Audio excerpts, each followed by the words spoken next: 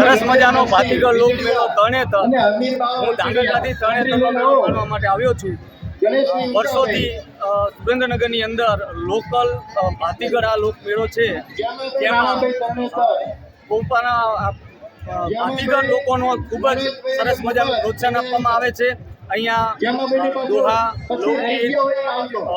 લૌકિક પ્રાદેશિક રમતો તેમજ અહીંની છત્રીનો પણ સ્પર્ધા રાખવામાં આવે છે, જેમાં પ્રથમ અને દ્વિતીય નંબરને ઇનામ આપીને પ્રોત્સાહિત કરવામાં આવે છે। કેટલી છતરીઓનું પ્રદર્શન કરવામાં આવ્યું? લગભગ અંદાજિત 200 જેવી છતરીઓ અહીંયા શણગારીને લાયા હશે।